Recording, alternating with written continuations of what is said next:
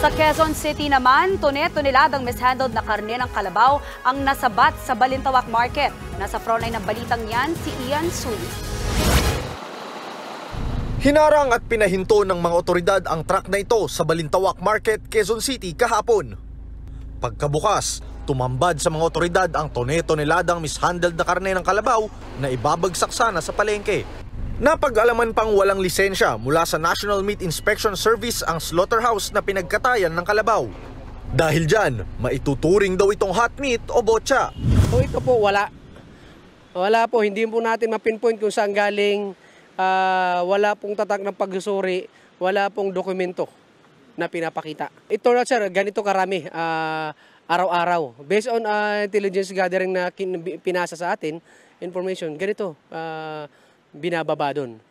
Ayon sa NMIS, nasa 12 kinatay na kalabaw ang kanilang nakumpiska sa truck. May kabuuang timbang niya na 4,300 kilos na nagkakahalaga ng 1.4 million pesos. Hindi naman pinagbabawal ang pagbebenta ng karne ng kalabaw, pero maaari raw magdulot ito ng masamang epekto sa kalusugan kung hindi dumaan sa inspeksyon. Payo naman ng NMIS, maging mapanuri sa mga bibilhin na karne, lalo't malapit na magpasko. Pwede po ka magkaroon ng food poisoning.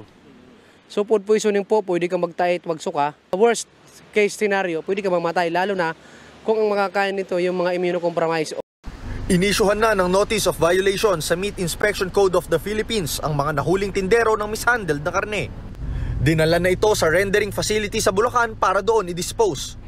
Patuloy raw ang inspeksyon ng mga otoridad para mahuli ang iba pang nagbabagsak ng hot meat sa ibang mga palengke.